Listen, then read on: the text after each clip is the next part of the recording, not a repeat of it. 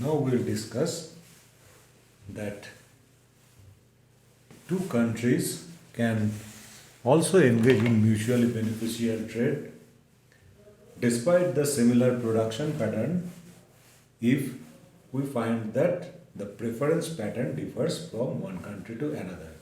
So in this case we will discuss that preference pattern, the difference in preference pattern across two countries that becomes a basis of trade.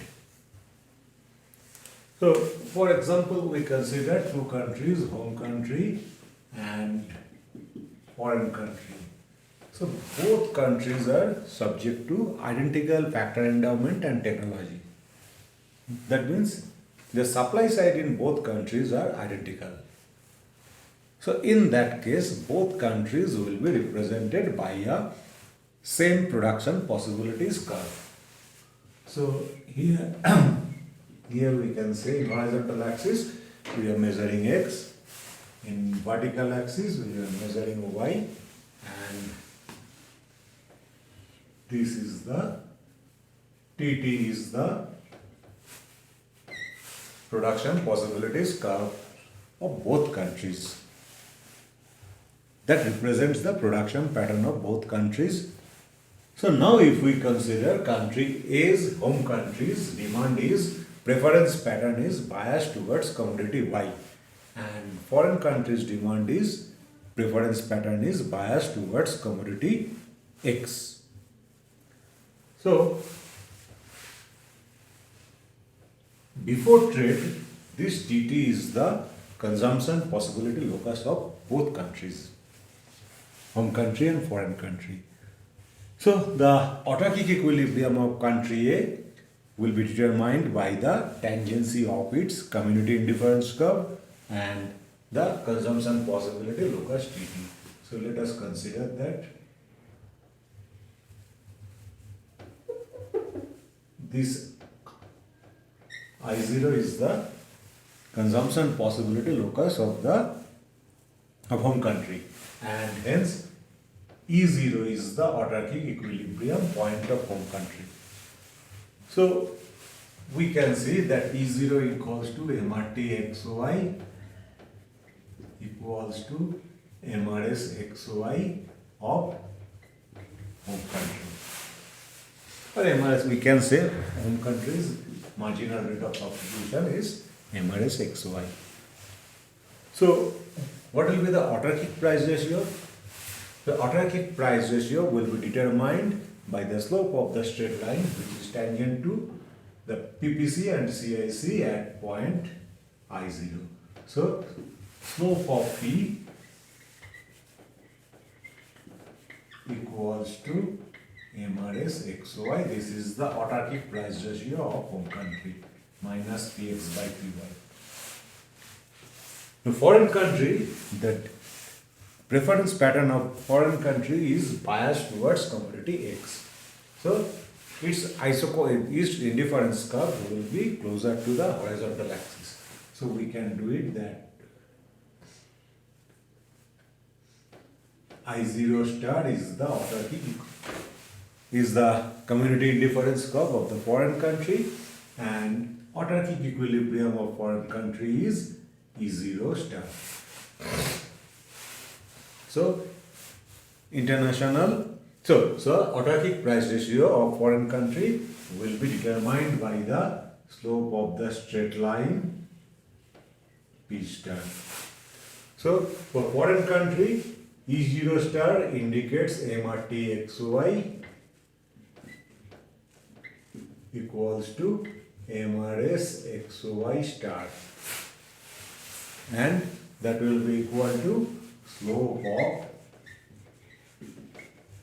P star equals to minus Px by Py. So autarkic price ratio of the foreign country. So now we see that the autarkic price ratio of home country is represented by slope of P, and the autarkic price ratio of foreign country is represented by the slope of P star. So here we can see that P star is steeper than P.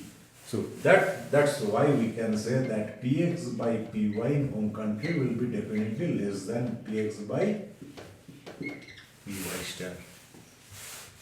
So in this case, we see home country enjoys comparative advantage in commodity X and foreign country enjoys comparative advantage in commodity Y. So both countries are having the same production pattern.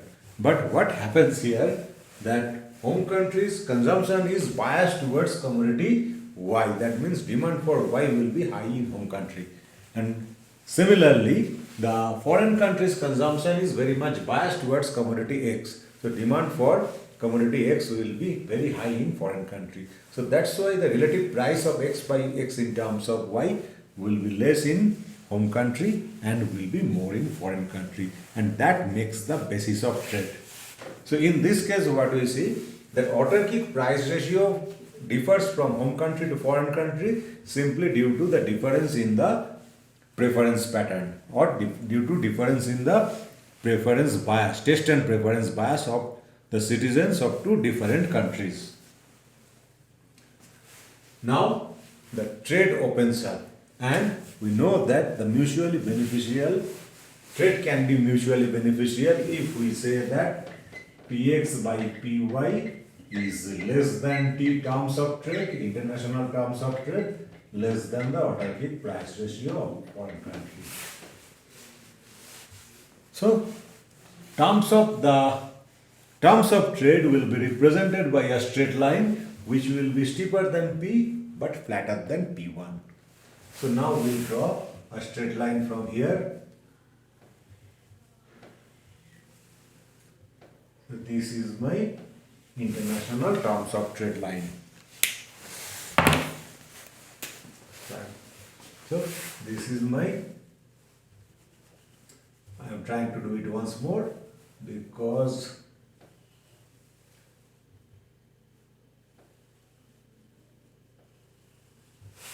this is my international terms of trade line. So in this case, G will be post-trade production equilibrium point, and this is applicable for both countries. So we can find here that M at T XOY equals to in simple words TOT, international terms of trade. So both countries will produce OX1 units of X and OY1 units of Y. So once the trade opens up, this terms of trade line PI will be the consumption possibility locus of both countries. And what will be the post-trade consumption equilibrium? So both countries are facing the terms of trade. So for both countries now, Px by Py equals to the international terms of trade. That means we can say now both countries is facing Pxy by Pyi. So what will be the equilibrium point? Definitely after trade consumption equilibrium point of home country will be marginal rate of substitution between X and Y equals to minus Px by Pyi. So marginal rate of substitution will be exactly equal to the international terms of trade. So what we see here, the home country's new equilibrium point will be point E1 on higher indifference curve I1, and similarly, so home country will consume OX0 units of X and OY0 units of Y. And now let us consider the foreign country. So foreign country's equilibrium will also be determined on higher indifference curve. So the foreign country's auto equilibrium will be determined on higher indifference curve, I1 star, equilibrium point is E1 star. So here after trade the foreign country will consume OX2 units of X and OY2 units of Y. Now, what are the volumes of trade? Both countries produces OX1 units of X and OY1 units of Y. But after trade, foreign country consumes OY2 units of Y and OX2 units of X. So, the foreign country, this is the surplus production in Y and this is the deficit production in X. So, foreign country will import this amount of X from home country and foreign country will export this amount of Y to home country. And what about home country? After trade it is producing OX1 units of X but consuming OX0 units of X. So X0, X1 will be exported to foreign country. And here also the home country is producing OY1 units of X but consuming OY1 units of X but consuming OY0 units of Y.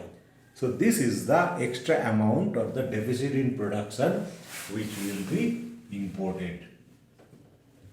So this is import of Y and this is export of X. So here what in this diagram we find that the import of a Y by home country will be exactly equal to export of Y by the foreign country. And export of X by the home country is exactly equal to import of Y by the foreign country. And here both countries will enjoy higher level of utility after engaging in trade. So in this case what we see that trade is mutually beneficial for both countries, and here in this case the basis of trade is the difference in the demand pattern of two countries. Both countries having same production pattern but the consumption pattern or the taste and preferences are different from different countries. Home countries consumption is biased towards or the preference is biased towards Y, foreign countries preference is biased towards X. That's why there will be a difference in the autarkic price ratio which creates the possibility of mutually beneficial trade.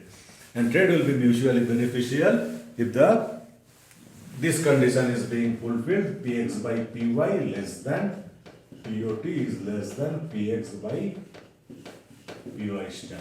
And here we find that both countries will enjoy gain from trade. Both countries will gain from trade. So this is the case in which the difference in preference pattern becomes the reason for, becomes the basis of a mutually beneficial trade between two countries.